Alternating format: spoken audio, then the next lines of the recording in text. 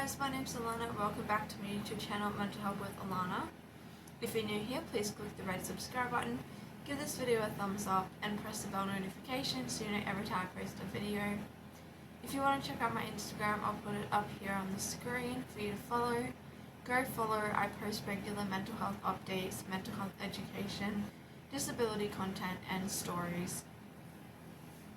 For today's video, I'm going to be talking about early warning signs of psychosis, mainly my early warning signs of psychosis, although I will be, talking about like just general ones that most people probably experience. So yeah, that's what I'm going to be doing today. So one early warning sign for me is that my sleep starts going bad.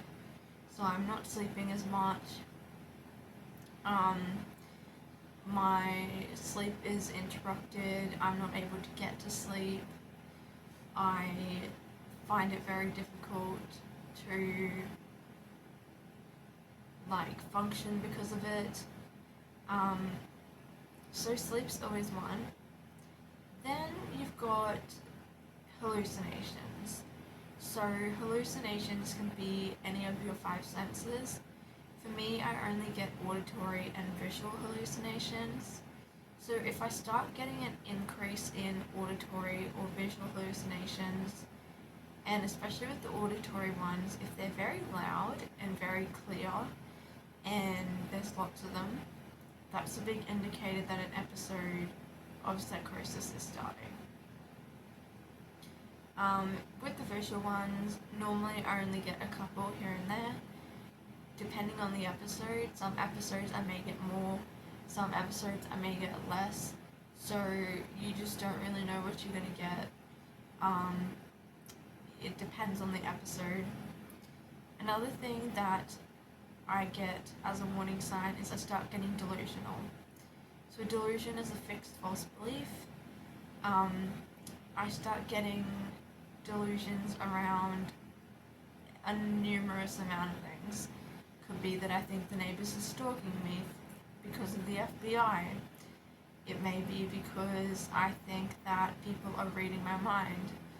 It could be that I think I'm dead and that everyone else around me knows but isn't telling me that I'm dead and that I'm actually just in a simulation.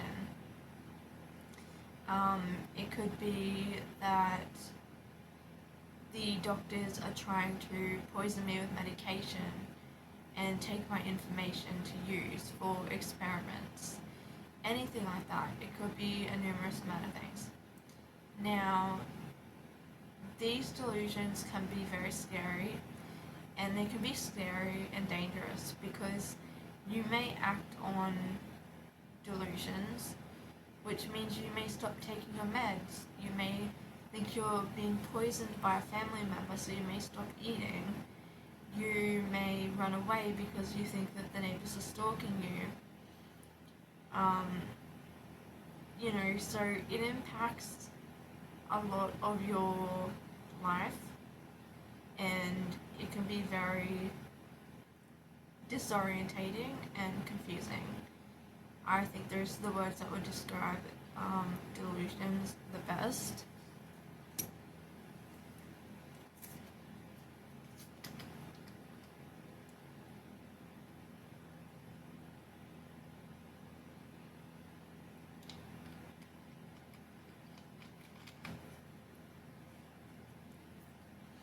So another thing that also affects me when I'm starting to go into psychosis is I get very paranoid. So I get very paranoid about people around me and their intentions. I get paranoid about doctors, get paranoid about situations, and the paranoia shows up in different ways, and it makes me feel very scared for the most part. Paranoia often goes with delusions, so for me they usually go with the delusion, and it kind of joins together. Another thing that affects me when I'm going into a psychotic episode is my memory. So my memory starts to get really bad, like really, really bad. I can't remember anything. I can't remember what I've been doing, what I've been saying, what's been going on, what I've told people, what I've done, like actions. It just doesn't work properly, my memory. It's quite frustrating. Even when the episode's ended, I don't remember much.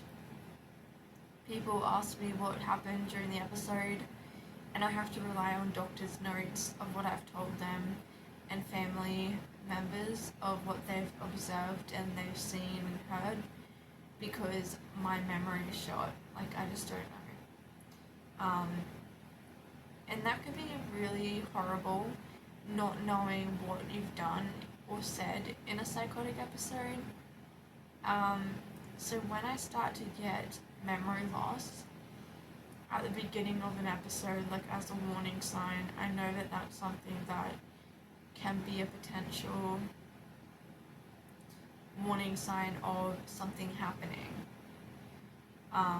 The other thing that can be affecting your early warning signs is your cognitive abilities. That can also be something that when you're starting to go into an episode can happen. Another one is that your personal hygiene may go quite low. So you may have struggles keeping up with personal hygiene. You may have struggles washing your hair, brushing your teeth, getting changed, going to the toilet, brushing your hair, doing skincare, if you do skincare. All of those things, having showers, having baths, all of those things can be kind of go out the window and you don't really do them. And because you're so wrapped up in your delusional, hallucinating state and your cognitive abilities are really bad, you don't really think about looking after yourself. So that's something that a lot of people struggle with. I know I've seen online a lot of people talk about this, and people can feel really embarrassed and ashamed, but I think it's really important to recognize that this is an illness like any other illness, and that it's okay if you struggle with personal hygiene when you're unwell or becoming unwell.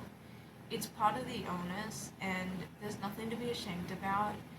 You are still valued and loved and amazing person no matter what.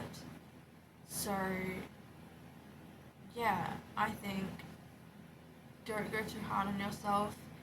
Some things that I do is that I have some wet wipes, like body wipes, and if I'm struggling to shower and I can't shower, I will use body wipes instead, and I will spray just a little bit of body mist on myself just to make myself smell nice and feel a bit better.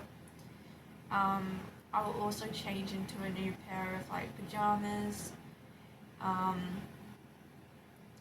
I'll just put my hair in a bit of a plait at the back and just leave it for days like that, and because then it's out of your face and it won't get as knotted.